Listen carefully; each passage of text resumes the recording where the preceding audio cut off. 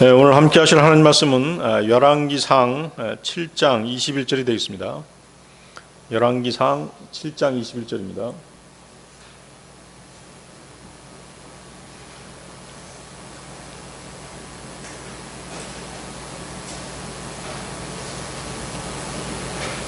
찾으셨으면 제가 받들어 읽겠습니다. 열왕기상 7장 21절 말씀. 그리고 그는 성전의 주랑 안에 기둥들을 세웠더라. 또 그가 오른쪽 기둥을 세우며 그것의 이름을 야킨이라 불렀더라. 이어서 그가 왼쪽 기둥을 세우며 그것의 이름을 보아즈라 불렀더라.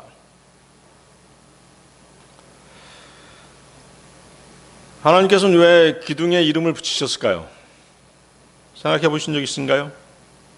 성전 안에는 금촛대도 있고 빵차림상도 있고 금향단도 있습니다. 그런 여러 성전 기구들에는 따로 이름을 붙이지 않으셨습니다. 성전 기구의 쓰임새가 곧 이름이었던 것이죠. 그러나 하나님께서는 성전 입구에 있는 두 개의 놋 기둥에는 특별히 이름을 붙이게 하셨습니다. 그 이름이 바로 야킨과 보아즈입니다.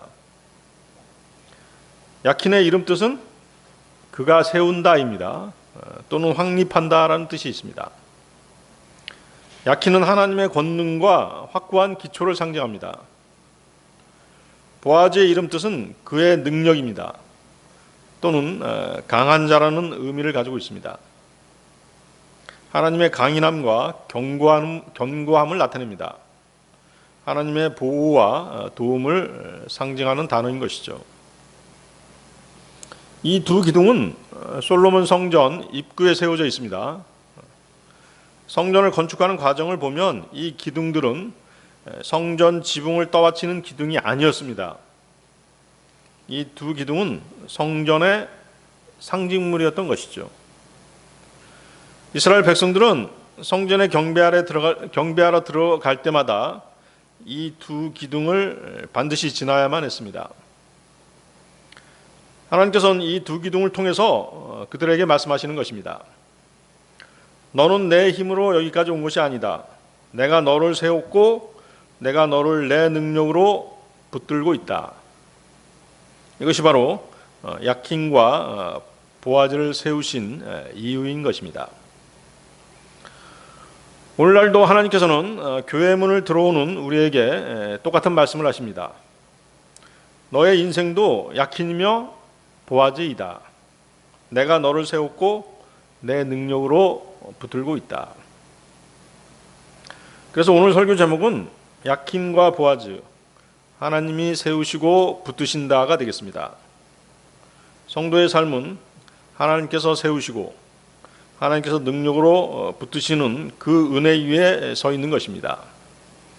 오늘 이 사실을 말씀을 통해 확인하는 그런 시간을 갖고자 하는 것입니다. 야킨과 보아즈, 하나님이 세우시고 붙드신다. 첫 번째, 야킨, 하나님께서 세우신다. 여러분들 사무엘하 7장 16절 보십시오. 사무엘하 7장 16절 말씀.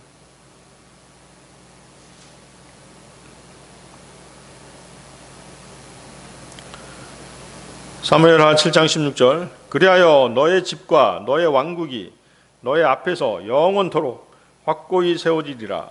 너의 보좌가 영원토록 확고히 세워지리라. 확고히 세워지리라고 두 번 반복해서 말씀하시죠. 자, 이 구절은 이제 하나님께서 다윗과 맺은 언약의 일부입니다. 다윗의 왕국과 그의 보좌가 영원토록 확고히 세워지리라고 약속하십니다.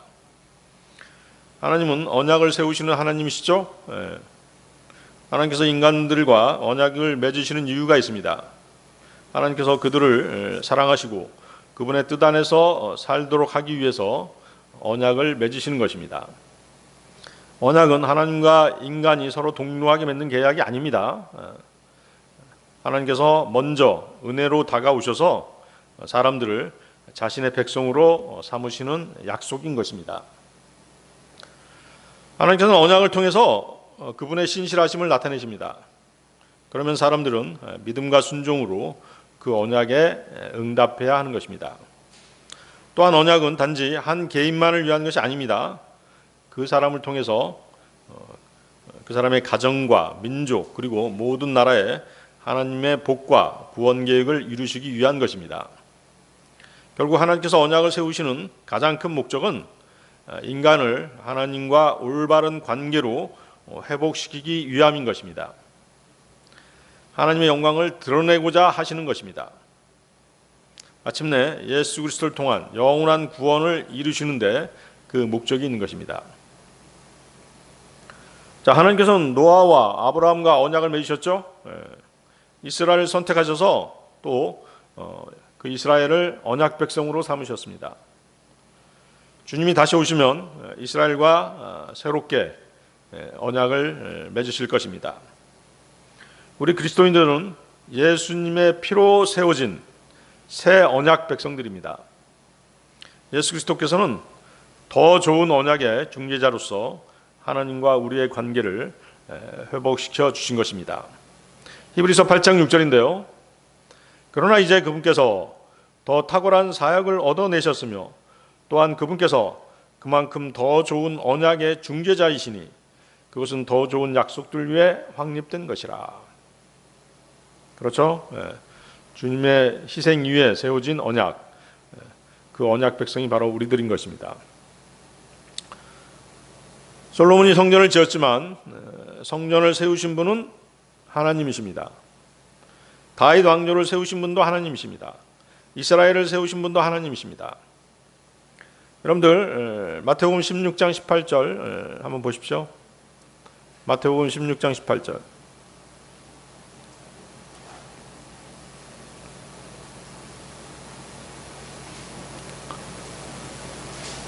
찾으셨나요? 마태복음 16장 18절. 또 내가 너에게 말하노니 너는 베드로라. 그리고 내가 이 반석 위에 나의 교회를 세우겠으니 지옥의 대문들이 그것을 대적하여 승리하지 못하리라. 자, 주님께서는 나의 교회를 세우겠으니라고 미래 시제로 말씀하시죠. 미래에 나타날 교회에 대해 예언하신 것입니다. 성경에서 교회라는 말이 1차적으로 쓰이는 것은 그리스도의 몸이죠. 그 다음에 뭐가 있어요? 지역교회죠. 그렇죠? 유니버설 처치가 있고 로컬 처치가 있는 것이죠. 유니버설 처치 안에 뭐가 있는 것이에요? 로컬 처치들이 있는 것이에요. 그리스도의 몸된 교회는 여기 마태복음 16장에서 약속되었던 것입니다. 그리고 갈보리 십자가에서 실현되었죠. 사도행전 20장 28절이죠. 그분께서는 자기 자신의 피로 값을 치르고 자신의 교회를 얻으셨느니라. 그분의 피로 우리들을 사신 것입니다. 그리고 에베소서 1장에서 그 교회가 알려졌죠. 에베소서 1장 22절 23절인데요. 모든 것들을 그분의 두 발 아래 두시어 그분을 모든 것들의 머리가 되게 하셔서 교회에 주셨을 때라. 교회는 그분의 몸이요 모두 안에서 모두를 채우시는 분의 충만함이라. 교회는 그분의 몸이죠. 또 교회의 머리가 되시는 분은 바로 그리스도십니다. 교회는 또한 에베소서 5장에 자세히 설명되고 있습니다. 여러분들이 교회가 무엇인지를 알고 싶다면 에베소서 5장 반드시 읽어보시기 바랍니다. 장차 이 교회는 어떻게 될까요? 이 교회는 어린 양의 혼인식에서 주 예수 그리스도의 신부로 등장하게 될 것입니다. 계시록 19장 7절 8절 말씀인데요. 계시록 19장 7절 8절. 우리가 반가워하고 크게 기뻐하며 그분께 존귀를 돌리자. 이는 어린 양의 혼인잔치가 이르렀고 그분의 아내가 그녀 자신을 준비하였기 때문이라. 그리고 그녀가 정결하고 희고 고운 암화포로 차려입혀지도록 그녀에게 허락되었도다. 이는 고운 암화포가 성도들의 의이기 때문이라.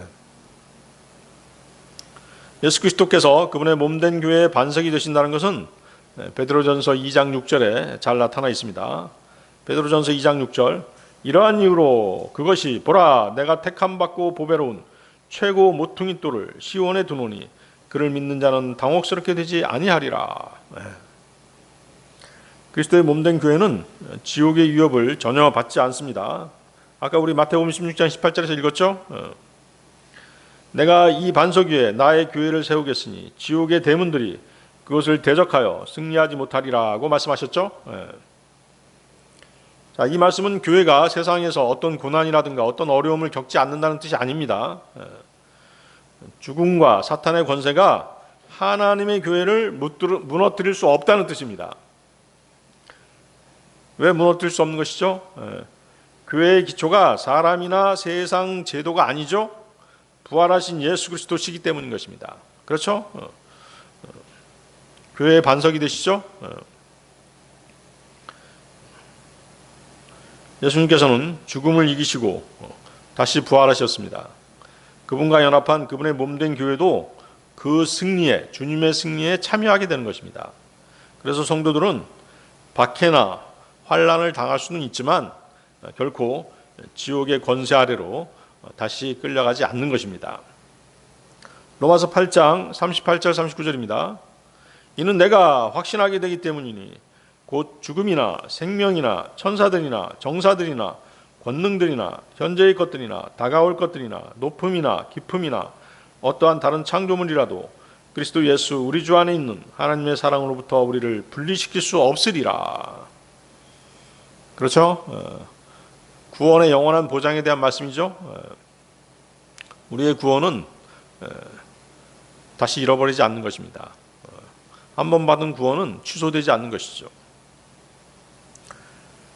또한 하나님께서는 에베소서 2장 6절에서 그리고 우리를 함께 일으키셨으며 우리를 그리스도 예수 안에서 하늘의 초소들에 함께 앉히셨느니라고 말씀하십니다. 그렇기 때문에 그리스도의 몸된 교회는 이미 그리스도의 승리에 속한 공동체인 것입니다. 그렇죠? 우리는 어때요? 그분의 몸의 지체잖아요. 그래서 주님께서 천상에 가 계시면 우리도 그분과 함께 천상에 가 있는 것이에요. 아시겠습니까? 계시록 20장 14절에 어떤 말을 하고 있어요? 어떤 말씀하고 있죠? 최후에는 사망과 지옥도 불의 호수 속에 던져졌더라. 자, 이 말씀처럼 심판받는 것은 지옥인 것이죠. 심판받는 것은 사망인 것입니다. 교회는 영원한 생명을 누리게 되는 것입니다. 그래서 교회는 사람의 능력으로 세워진 것이 아닙니다. 교회는 성도 자신의 힘이 아니라 죽음을 이기신 그리스도의 권세와 신실하신 약속 위에 세워진 것입니다. 때문에 지옥의 위협은 결코 그리스도의 몸된 교회를 이길 수 없는 것입니다. 노아는 방주를 설계하지 않았죠? 방주를 설계하신 분이 누구세요? 하나님이시죠. 하나님께서 길이와 너비와 높이와 또 재료와 구조까지 모두 정해 주셨습니다. 노아의 역할은 뭐였어요? 하나님께서 말씀하신 대로 그대로 믿고 순종하는 것이었죠? 바로 그것입니다. 창세기 6장 22절인데요. 이와 같이 노아가 실행하였으니 하나님께서 자신에게 명령하신 모든 것대로 그가 그렇게 실행하였더라. 방주를 안전하게 만드신 분은 하나님이셨습니다. 노아의 지혜가 아니었죠? 노아를 살린 것은 하나님의 말씀에 대한 순종이었던 것이죠. 아시겠어요? 여러분들이 신앙생활을 하면서 가장 중요한 것이 바로 순종인 것이에요. 여러분들을 살리는 것은 순종인 것입니다. 여러분들이 담대하게 하나님께 다가갈 수 있는 힘, 그것은 순종에서 비롯되는 것이에요. 그래서 교회도 마찬가지죠. 교회의 머리는 사람이 아니라 누구세요? 그리스도시죠. 그렇죠? 우리의 신앙도 마찬가지입니다. 내 생각과 경험으로 믿음을 설계하는 것이 결코 아닙니다. 하나님께서 말씀으로 보여주신 길을 믿고 따라갈 때 가장 은혜로운 신앙생활을 하게 되는 것입니다. 하나님께서는 우리에게 모든 것을 설계해라 그렇게 지시하지 않으셨어요. 다만 하나님께서 미리 마련하신 길을 믿음으로 순종하며 걸어가라고 하신 것입니다. 우리는 그렇게 하면 되는 것이죠. 자, 고층 빌딩을 보세요. 아무리 화려한 외관, 또 번쩍이는 네온 사인이 붙어 있더라도 순식간에 무너질 수 있죠. 베네수엘라 그 지진 보니까 뭐 고층 빌딩이 마치 두부 으깨듯이 그렇게 무너지잖아요. 예? 기초가 무너지면 그렇듯 하루아침에 모든 것들이 무너지고 마는 것입니다. 여러분의 인생의 기초는 누구십니까? 자, 우리가 실패하는 이유가 있어요. 뭐 때문에 실패하는 것이죠? 내 힘으로 내 인생을 세우려 하기 때문에 실패하는 것이죠. 그래서 세상 모든 사람들이 그렇게 해서 다 실패하고 마는 것이에요. 어? 성공적인 삶을 살았다? 구원받지 않은 사람은 성공적인 삶을 사는 게 아니에요. 그렇죠? 그 끝은 무엇이에요? 하나님의 공의로운 심판과 영원한 지옥 불호수인 것이잖아요. 그렇죠?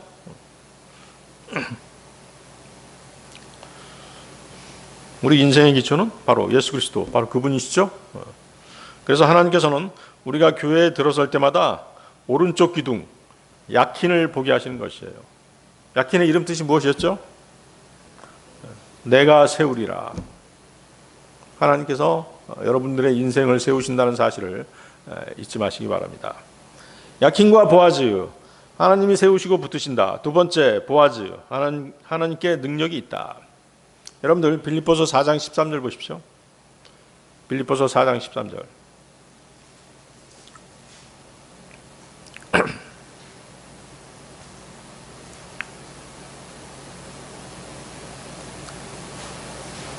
여러분들 이 구절 다 외우고 계시죠? 아주 유명한 구절이잖아요. 내게 힘을 주시는 그리스도를 통해서 내가 모든 것들을 할 수 있느니라. 자, 이 말씀에서 힘은 어떤 힘인가요? 예수 그리스도 안에 있는 능력, 바로 성령의 능력을 말하는 것입니다. 이 능력은 우리가 스스로 만들어내는 힘이 아니죠. 하나님께서 주시는 능력입니다. 순종을 가능케 하는 능력입니다. 고난을 견디게 하는 능력입니다. 바울은 빌립보서 4장 11, 12절에서 이렇게 고백합니다. 바로 그 이유에 보십시오. 빌립보서 4장 11, 12절. 내가 궁핍함으로 언급하는 것이 아니니라. 이는 내가 어떤 형편 가운데 있든지 나는 그것으로 만족하는 것을 배웠기 때문이라. 나는 어떻게 낮춰지는지도 알고 어떻게 풍족을 누리는지도 아느니라. 모든 곳마다 그리고 모든 일들에서 내가 배부름에 처하는 것뿐만 아니라 배고픔에 처하는 것도 풍족을 누리는 것뿐만 아니라 궁핍을 감내하는 것도 배웠노라. 자, 이 구절에 나열된 모든 것들은 무작정 원하는 모든 일을 다 이룬다는 그런 뜻이 아닙니다. 빌립보서 4장 13절 보세요. 거기 모든 것 나오잖아요. 모든 것. 내게 힘을 주시는 그리스도를 통해서 내가 모든 것들을 할 수 있느니라. 거기 모든 것. 모든 것은 무작정 내가 원하는 모든 일을 다 이룬다는 그런 뜻이 아니라는 것이죠. 어떤 환경 속에서도 하나님의 뜻을 따라 살고 견디는 것을 말하는 것이에요. 어려움과 고난 속에서도 만족하는 것을 말하는 것입니다. 주님께서 내게 맡겨주신 일을 해낼 수 있는 능력입니다. 물론 그 해낼 수 있는 능력은 주님께서 주시는 능력이죠.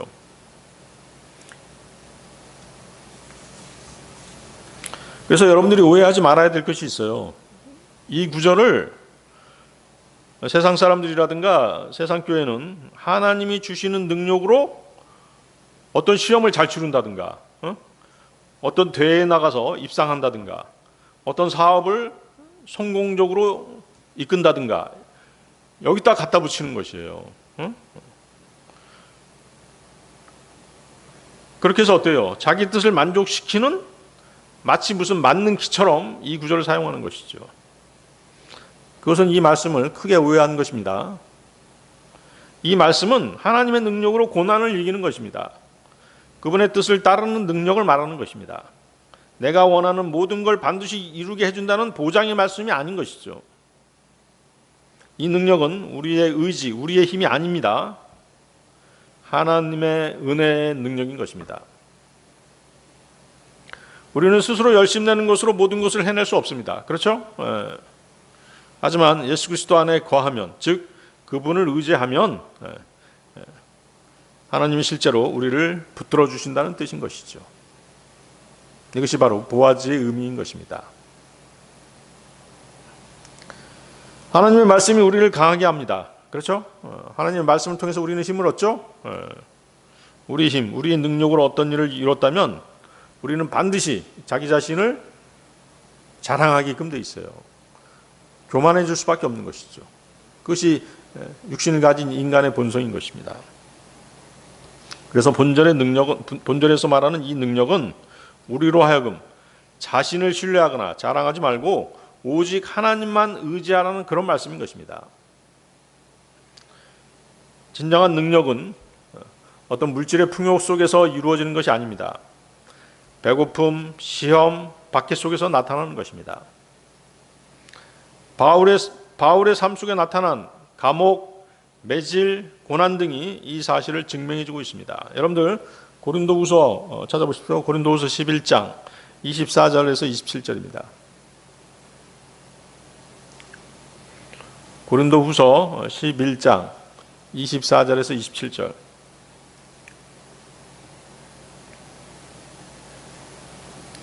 거기 아주 그 바울이 당한 고난의 흔적들이 줄줄이 나오고 있죠.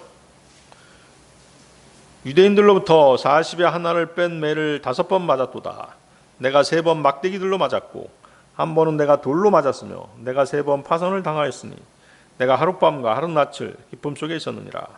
잦은 여정들에서 물들로 인한 위기들에서 강도들로 인한 위기들에서 나 자신의 동족들에 의한 위기들에서 이교도들에 의한 위기들에서 도시 가운데 있는 위기들에서 광야 가운데 있는 위기들에서 바다 가운데 있는 위기들에서 거주 청대들 가운데 있는 위기들에서 피로와 고초에서 빈번히 깨어있는 일들에서 배고픔과 목마름에서 빈번히 금식하는 일들에서 추위와 헐벗음에서 그들보다 내가 더 그러하였도다.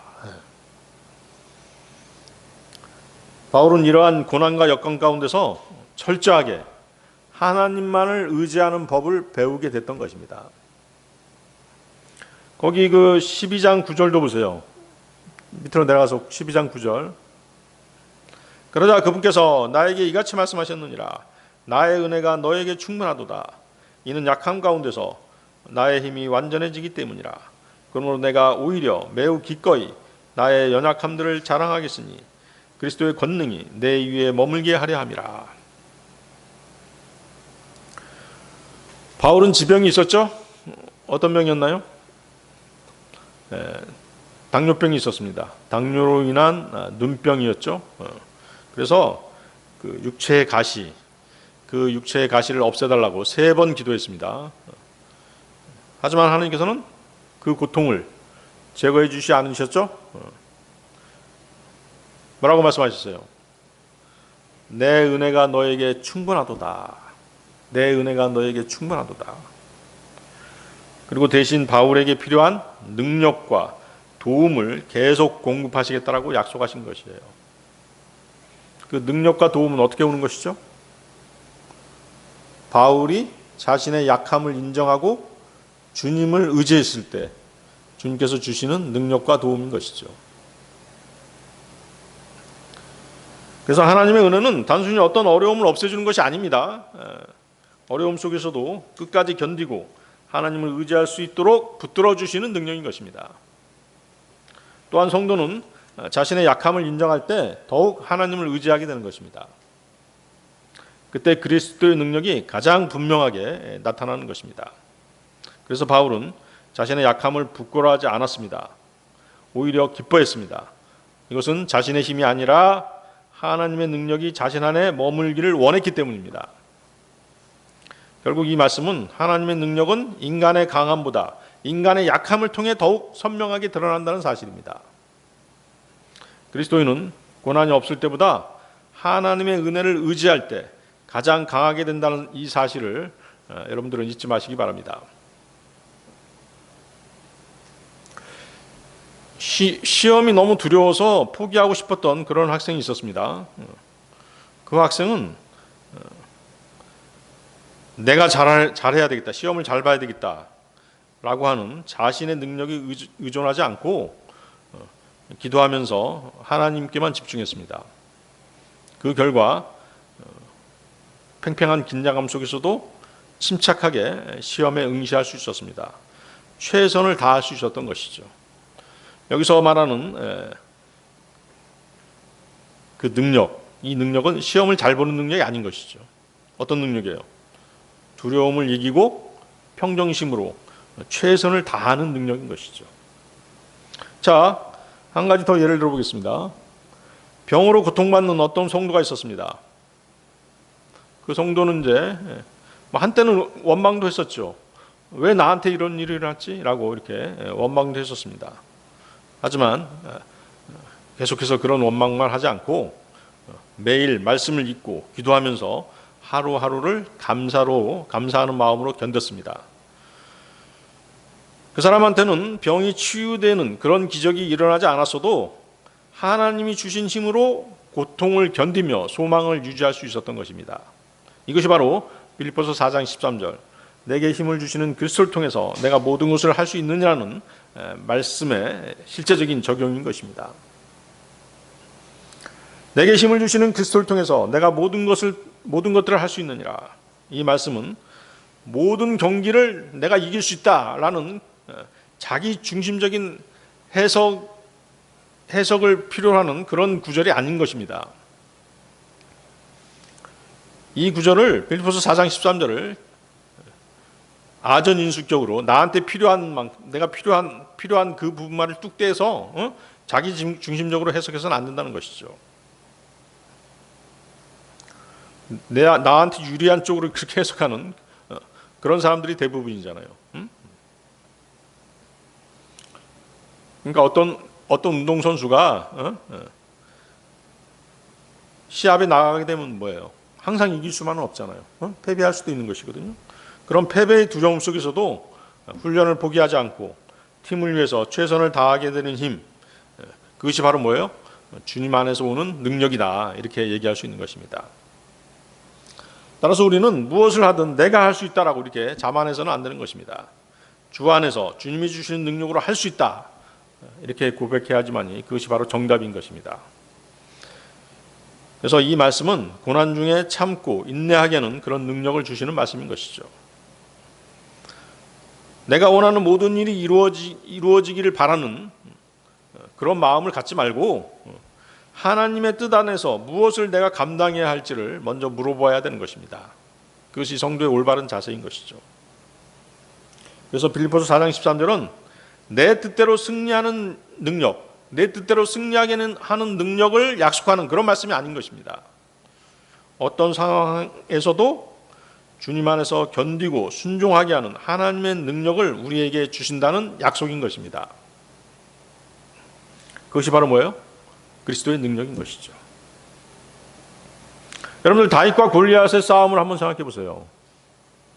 다윗은 칼도 없었습니다. 방패도 없었죠. 갑옷도 없었습니다. 그런데 뭐가 있었어요? 하나님께서 주신 능력이 있었죠. 그렇죠? 사무엘상 17장 45절이죠. 사무엘상 17장 45절. 너는 칼과 창과 방패를 가지고 나에게 오는도다.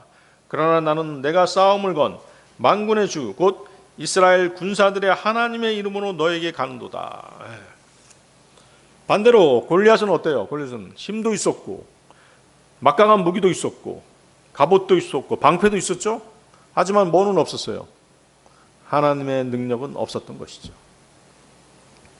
성도는 자기 힘, 자기 의지가 아니라 하나님의 능력으로 다시 일어서는 것입니다. 하나님의 능력으로 신앙생활을 하는 것입니다. 많은 성도가 여러분들 구원받은 후에 어떻게 생각해요? 구원은 값없이 주시는 하나님의 은혜라고 말하죠? 여러분들도 그렇게 믿고 있죠? 그런데 어때요? 막상 신앙생활은 자기 힘, 자기 능력으로 하려고 하잖아요. 응? 그러나 바울은 고린도후서 12장 10절에서 내가 약한 바로 그때 내가 강하기 때문이다 라고 이렇게 고백했습니다.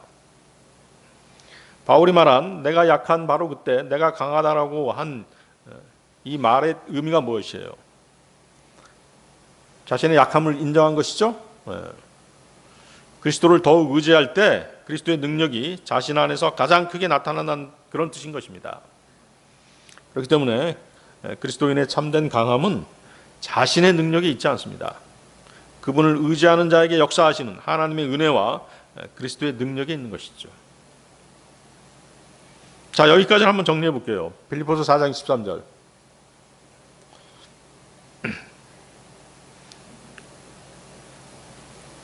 어떻게 해야 된다는 것이죠? 빌립보서 4장 13절 다시 보십시오. 어떤 말씀 하셨어요? 내게 힘을 주시는 그리스도를 통해서 내가 모든 것들을 할 수 있느니라. 첫 번째, 자신의 능력을 신뢰하지 않는 것이죠. 두 번째, 말씀을 붙드는 것이죠. 세 번째, 기도로 모든 것을 맡기는 것입니다. 네 번째, 순종하면서 하나님의 능력을 기다리는 것입니다. 다섯 번째, 어떤 형편에서도 만족하는 것을 배우는 것입니다. 이것이 바로 빌립보서 4장 13절의 의미인 것입니다.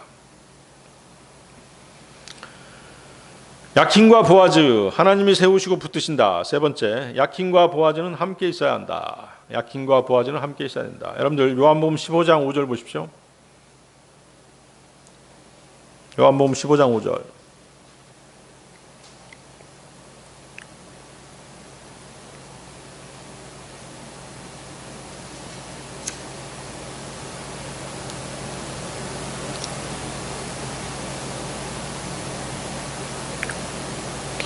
나는 그 포도나무요 너희는 그 가지들이라. 내 안에 거하고 내가 그 안에 거하는 자 바로 그는 수많은 열매를 내느니라. 이는 너희가 나 없이는 아무것도 할 수 없기 때문이라. 구약시대의 하나님의 포도나무는 무엇이었죠? 구약시대 하나님의 포도나무, 이스라엘이었죠? 이스라엘이었습니다. 하지만 이스라엘은 어땠어요? 실패하고 말았죠? 그렇죠? 하나님께서 독생자를 보내셨는데 독생자를 거부했죠. 자, 그러나 신약 시대를 여는 하나님의 포도나무는 누구시죠? 바로 예수 그리스도시죠. 그렇죠? 예수 그리스도십니다. 그래서 예수 그리스도께서는 그분을 통해서 하나님께서는 예수 그리스도 통해서 많은 열매를 맺게 하신 것이에요. 그래서 이 포도나무 비유가 나온 것이죠. 나는 그 포도나무요 너희는 그 가지들이라. 가지가 포도나무에 붙어 있지 않으면 어떤 가지라고 할지라도 저절로 열매를 낼 수 없죠. 가지가 생명을 공급하는 포도나무에 붙어 있다고 할지라도 가지 그 자체로는 열매를 낼 수 없는 것이에요. 이것은 정확하게 지금의 그리스도인들의 상태를 정확하게 말씀해주고 있죠. 거기 보세요. 내 안에 거하고 내가 그 안에 거하는 자 바로 그는 수많은 열매를 내느니라. 그렇죠? 마가복음 4장 8절에도 비슷한 말씀이 있습니다. 마가복음 4장 8절인데요. 다음에 다른 씨들은 좋은 토양에 떨어졌는데 싹을 틔우고 융성하여 열매를 내었으니 일부는 30배, 일부는 60배, 일부는 100배를 내었더라. 좋은 땅에 떨어진 씨는 30배, 60배, 100배의 결실을 맺습니다. 그러나 그 씨앗이 스스로 열매 맺는 것은 아니죠. 좋은 땅에서 양분과 물을 계속 공급받았기 때문에 열매를 내는 것이죠.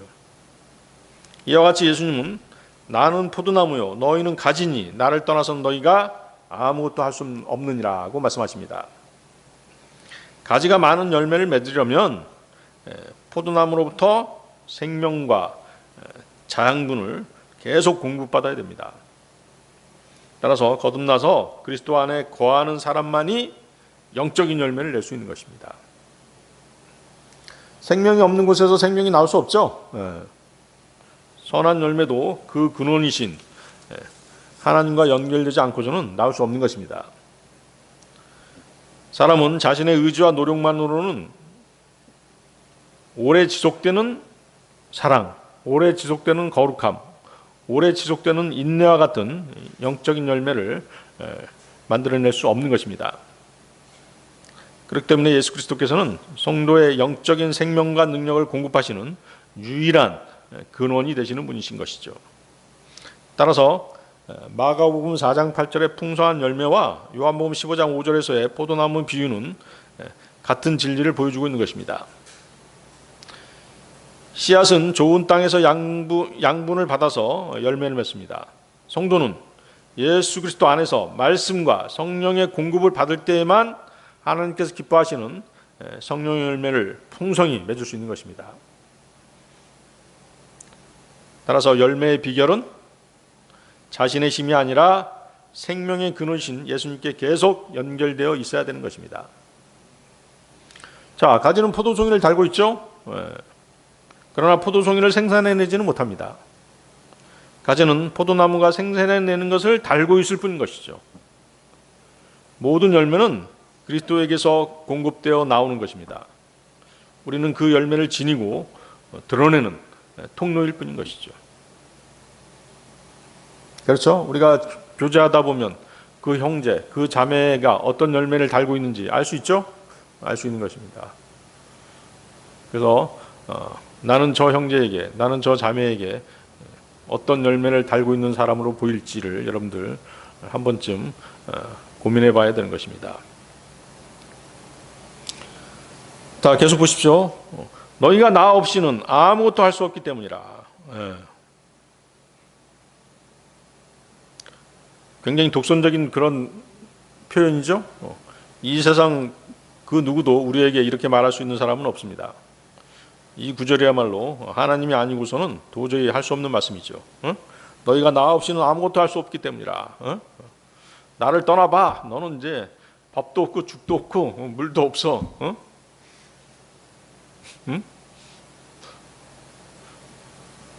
남편이 부인 쫓아내면서 하는 말이잖아요. 그렇죠? 자, 이 말씀은 주 예수 그리스도와 온전히 한 몸을 이룬 그리스도인에게 그분의 능력에 대한 절대적인 확신을 준다는 점에서 우리에게 더없이 큰 위안을 주는 그런 말씀인 것입니다. 우리가 그분에게서 떠나지 않을 때, 우리가 그분만을 의지할 때 그분의 능력으로 무엇이든지 다 할 수 있는 것입니다. 그리스도인은 자신의 약함을 인정할 때 비로소 그리스도인으로서의 그 능력을 발휘할 수 있는 그런 출발점에 서게 되는 것입니다. 왜 그렇게 할 수 있는 것이에요? 내 힘이 아니라 내 안에 계신 주님의 능력을 의지할 때 모든 것을 이룰 수 있기 때문인 것입니다. 여러분이 전적으로 주님을 의지할 때 주님은 여러분 한 사람 한 사람을 통해서 일하시는 것입니다. 그래야만 아주 열매를 많이 맺게 되는 것입니다. 여러분 안에 거하시는 주님께서는 여러분을 통해서 많은 사랑과 많은 기쁨과 많은 화평과 많은 오래 참음과 많은 친절을 나타내십니다. 그리고 많은 선함과 많은 믿음과 온유와 절제를 나타내게 하시는 것이죠. 그렇게 해서 아름다운 그리스도의 향기가 여러분에게서 발산되는 것이에요. 교제하다 보면 형제 자매들에게서 그런 향기를 맡을 수 있나요? 어때요, 여러분들은? 그런 향기를 뿜어내면서 신앙생활 하고 계신가요? 따라서 그리스도인은 자신의 힘과 능력으로 무언가를 하려고 하지 말아야 되는 것입니다. 자신의 힘과 능력을 내려놓을 때 주님께서는 여러분을 통해서 그분의 능력을 나타내시는 것입니다. 가지만으로는 아무것도 할 수 없죠. 열매를 내는 것은 포도나무 그 자체가 하는 일인 것입니다. 자신과 주님 사이에 조금의 간격이라도 생기면 그 틈바구니, 그 틈에 누가 끼어드는 것이에요? 마귀가 끼어드는 것이죠. 그래서 주님과 나 사이에, 주님과 그리스도인들 사이에 마귀가 끼어들게 되면 어때요? 그 일을 완전히 망쳐버리는 것이죠. 너희가 나 없이는 아무것도 할 수 없기 때문이라. 그래서 이 말씀은 우리에게 주는 일종의 경고와도 같은 말씀입니다. 우리가 육신을 이기지 못하고 어떤 죄를 지을 때가 있죠. 그 죄는 우리와 주님과의 사귐을 깨트려버리는 것입니다. 뿐만 아니라 우리가 주 예수님 위에 다른 어떤 것에 마음을 쓴다면 그것 또한 그분과의 교제를 깨트리게 되는 것이죠. 사탄은 매우 간교하잖아요. 그렇죠? 그래서 그 사탄이 어떤 전술을 쓰냐면 그 사람의 사업을 잘 되게 해주는 것이에요. 자기 일에만 아주 막 전념하게끔 만드는 것이죠. 그렇게 되면 어떻게 해요?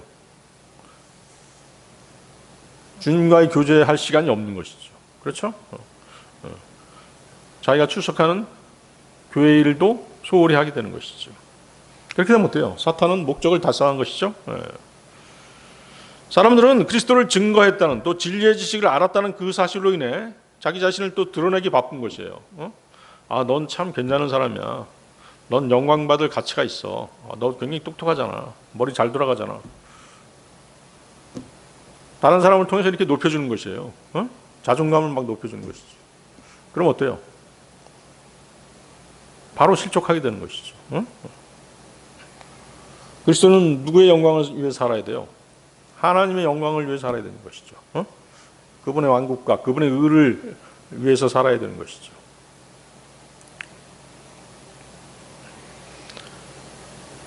자신의 섬김과 진리의 지식에 대한 자랑, 구령에 대한 열정을 뽐내고 주님의 사역을 자신의 영광으로 삼는다면 그것은 사탄의 계략에 바로 걸려든 것입니다. 사탄은 그리스도인들로 하여금 어떤 일이든 주 예수님에게서 떼어놓으려고 하는 그런 수법을 사용하는 것입니다. 하나님의 영광을 위해 열매 맺는 것을 막는 것은 사탄의 가장 효과적인 방법 중 하나인 것이죠. 자, 하나님께서는 왜 솔로몬 성전 앞에 기둥을 하나만 아니고 두 개를 두셨을까요? 솔로몬 성전의 두 기둥 이름이 무엇이었죠? 야킨과 보아즈였죠. 야킨은 하나님께서 세우실 것이다. 보아즈는 그분의 능력으로 붙으신다죠. 그래서 야킨만 강조하면 운명론이 되는 것이에요. 그분이 세우신다. 그분이 세우신다니까 뭐예요? 아, 그분이 다 해주시는구나. 그렇게 되잖아요. 하나님께서 다 정해놓으셨으니까 나는 가만히 있으면 된다. 기도도 순종도 책임도 소홀히 하면서 모든 것을 운명처럼 받아들이는 태도가 돼버리고 마는 것이죠. 그렇죠? 마치 뭐예요? 칼빈의 애정론과 같은 것이죠. 창세전에 하나님께서 지옥에 갈 사람과 하늘나라에 갈 사람 정해놔 주셨다고 한다면 우리가 더운 날씨에 밖에 나가서 복음을 전해야 될 이유가 없잖아요. 그렇죠? 그 다음 보아즈만 강조하면 뭐가 돼요? 신비주의가 되는 것이죠. 하나님의 능력만 체험하면 돼. 이렇게 되는 것이에요. 그래서 거기서 나온 게 뭐예요? 보아즈에서만 나온 게 무엇이에요? 은사주의잖아요. 말씀과 순종보다 뭐 방언과 같은 어떤 특별한 체험, 장풍 쏘았을 때 막 넘어지고 이런 것들, 그런 거 좋아하는 사람 있잖아요. 그런 어떤 기적, 이적, 표적, 감정적인 경험만 추구하는 태도, 그렇게 돼버리는 것이죠. 그래서 야킨과 보아즈는 함께 있어야 되는 것이죠. 자, 예수님께서는 요한복음 15장 15절에서 그분 안에 거하라고 말씀하셨죠? 가지가 포도나무에 붙어 있을 때 생명을 공급받아서 열매를 맺듯이 성도 또한 하나님께서 세우신 뜻, 야킨을 믿고 하나님의 능력, 보아즈를 날마다 공급받아야 되는 것이에요. 그래서 그리스도 안에 거하고 그분을 의지할 때 풍성한 열매를 맺게 되는 것입니다. 자, 야킨은 하나님의 계획과 신실하심을 믿는 것입니다. 보아즈는 하나님의 능력을 의지하면서 순종하는 삶을 사는 것이죠. 즉 하나님께서 세우신다는 약속, 야킨을 믿으면서 하나님의 능력, 보아즈를 의지할 때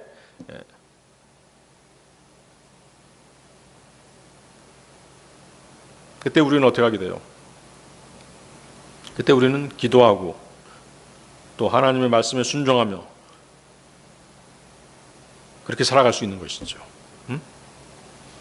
그것이 성경적인 믿음인 것이죠. 하나님의 약속을 믿고 하나님의 능력을 의지하며 순종하는 것이 균형 잡힌 믿음인 것입니다. 세우시는 하나님, 그리고 능력으로 붙드신 하나님, 그래서 둘은 항상 같이 있어야 되는 것입니다. 그래서 하나님께서는 구원을 시작하시고 능력으로 끝까지 붙들어 준다는 이 사실을 여러분 잊으시면 안 되는 것이죠. 그렇죠? 그래서 성령님께서는 우리를 어떻게 하세요? 계속 인도해 주시죠? 언제까지? 주님 오실 때까지 계속 주님 앞으로 인도해 주시는 것이죠. 베드로는 주님을 3번 부인했습니다. 그렇지만 어때요? 예수님은 그를 다시 찾아오시고 그를 다시 세워주셨죠. 그리고 오순절에 능력을 주셨잖아요. 능력을 받은 베드로는 그날 설교했습니다. 그때 3,000명의 혼이 구원을 받았죠. 베드로는 무엇과 무엇을, 야킨과 보아즈를 동시에 경험했던 것입니다. 비행기는 양쪽 날개가 있죠. 한쪽 날개로만은 날 수가 없죠. 한쪽 날개만 있으면 추락하고 마는 것입니다. 믿음도 마찬가지입니다. 야킨과 보아즈가 함께 있어야 되는 것이죠. 그래서 하나님께서는 우리에게 스스로 살아가라고 말하지 않으십니다. 너 스스로 믿음 생활해야 돼 이렇게 말씀하지 않으세요. 내가 세우고 내가 붙든다 이렇게 말씀하시는 것이죠. 야킨과 보아즈, 하나님이 세우시고 붙으신다. 4번째, 성전 입구의 2 기둥은 그리스도를 가리킨다. 성전 입구의 2 기둥은 그리스도를 가리킨다. 여러분들 요한복음 10장 9절 보십시오. 요한복음 10장 9절.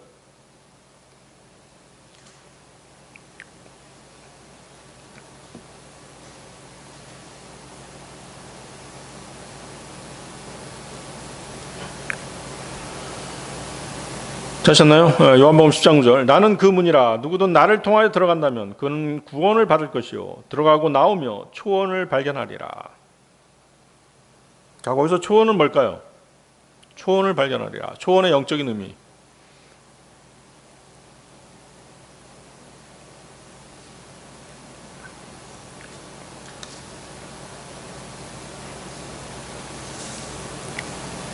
네, 성도들의 영적 양식, 평안 이런 것들이 되겠죠. 실제적으로는 뭘까요? 실제적으로는 천년왕국을 얘기하는 것이죠. 천년왕국을 얘기하는 것입니다. 자, 주님은 7절에서 그 위에 7절 보세요. 7절에서 나는 양의 문이라고 말씀하시죠. 양들은 1차적으로 누굴 말하는 것이죠? 구원받은 유대인들입니다. 구원받은 유대인들이에요. 그런데 이 구절에서는 양의 문이라 하지 않고 나는 그 문이라고 말씀하시죠. 이렇게 용어의 변화가 생긴 이유가 뭘까요? 주님께서는 지금까지 유대인 중에서 구원받은 자들만을 대상으로 말씀을 하셨어요. 그러나 이제 주님께서는 어디로 향하세요? 이방인 가운데 있는 거듭나게 될 사람들에게로 마음을 향하시는 것이죠. 그리고 주님은 이어서 뭐라고 말씀하세요? 누구든 나를 통하여 들어간다면 그는 구원을 받을 것이요 이렇게 말씀하시잖아요. 유대인들뿐만 아니라 이방인들도 구원받는다는 것을 미리 말씀하신 것이죠. 본래 우리 이방인들은 어땠어요? 하나님으로부터 완전히 분리되어 있었죠. 멀리 떨어져 있었습니다. 우리와 하나님 사이를 가로막는 것은 뭐였어요? 죄였죠. 죄 때문에 하나님과의 사이가 멀어졌던 것이죠. 이사야서 59장 2절인데요. 오직 너희의 죄악들이 너희와 너희 하나님 사이를 분리하였고 너희 죄들이 그의 얼굴을 너희에게서 숨겼으니 그가 듣지 아니하시리라. 그래서 단절된 하나님과 우리 사이에 다리를 놓으신 분이 누구세요? 예수 그리스도시죠. 주님은 우리 죄인들의 자리를 취하셨던 것이죠. 대신 우리의 자리를 취하셨죠. 우리를 대신해서 저주가 되셨죠. 십자가에 달리시고 그 흘리신 보혈로 우리의 죄값을 대신 치러주신 것입니다. 에베소서 2장 13절인데요. 에베소서 2장 13절. 그러나 예전에 멀리 떨어져 있던 너희가 이제 그리스도 예수 안에서 그리스도의 피로 가깝게 되었느니라. 그분이 흘리신 보혈로 우리가 하나님께 갈 수 있게 된 것입니다. 그분과 교제할 수 있게 된 것입니다. 그래서 주 예수님은 하나님께로 갈 수 있는 유일한 문이 되시는 것이에요. 자, 노아와 그의 가족이 홍수를 피하기 위해서 지은 방주에는 문이 몇 개 있었어요? 한 개밖에 없었어요. 바로 그 문인 것이죠. 그 문을 통해서 노아와 8 식구 그리고 이방 죄인들로 상징되는 각 종류의 각양각색의 그 동물들이 그리로 밀려 들어갔던 것이죠. 자, 하나님께서 임재하시는 이스라엘에서의 그 성막, 성막에도 문이 몇 개 있어요? 하나밖에 없어요. 그렇죠? 하나님과의 관계를 회복하고 그분께 나아갈 수 있는 문은 오직 단 하나, 예수 그리스도 우리 주님밖에 없는 것입니다. 사도행전 4장 12절이죠. 사도행전 4장 12절. 또한 다른 이에게는 구원이 없나니 하늘 아래에서 우리가 반드시 구원받아야만 하는 다른 어떤 이름도 사람들 가운데 주어지지 않았기 때문이라. 그렇죠? 오직 예수 그리스도를 통해서만이 구원받을 수 있는 것이죠. 주님께서는 또한 하나님께로 갈 수 있는 유일한 길이 되시는 것이죠. 나는 길이요 진리요 생명이라. 나로 말미암지 않고는 아버지께로 올 자가 아무도 없느니라. 주님께서는 주님의 그 육체적인 희생, 육체를 통한 희생을 통해서 그 길을 만드신 것이에요. 히브리서 10장 19, 20절이죠. 히브리서 10장 19, 20절. 그러므로 형제들아 예수님의 피로 말미암아 가장 거룩한 곳 안으로 들어가는 담대함을 얻었는데 새롭고도 살아있는 길을 인한 것이니 그 길은 그 휘장막 곧 그분의 육체를 통하여 그분께서 우리를 위하여 성별시키신 것이라. 여러분들 한번 보세요. 히브리서 10장 19절 20절 정확하게 해석까지 나와 있죠. 그 휘장막이 뭐예요? 성소와 지성소를 가로막고 있는 그 휘장막, 그 휘장막이 상징하는 게 뭐예요? 바로 주 예수님의 육체라는 것이죠. 그분이 찢기심으로써, 그 휘장막이 찢어짐으로써 우리가 어디로 하나님이라고 갈 수 있는 그 길이 열린 것입니다.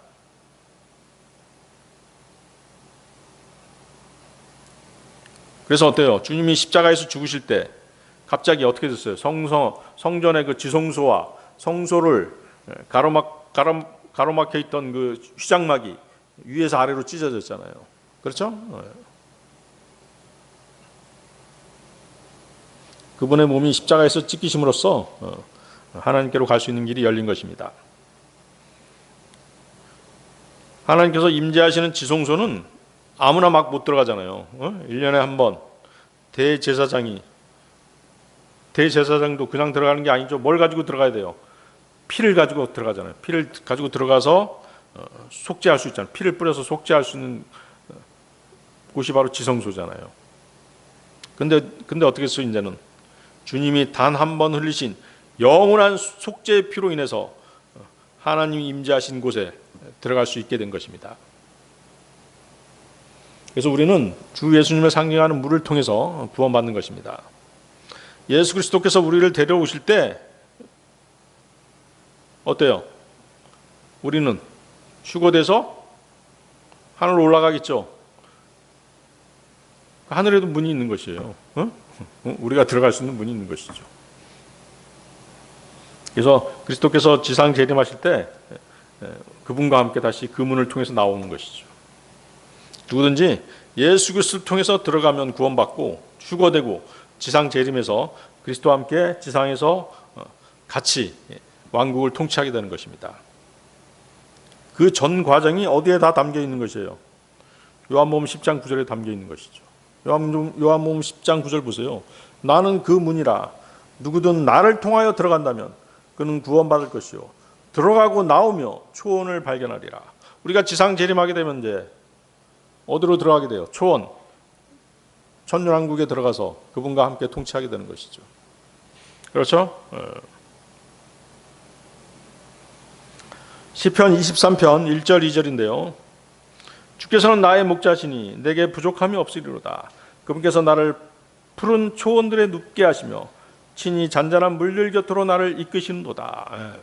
영적인 의미로 초원은 성도들의 영적 양식이죠. 평안을 의미합니다.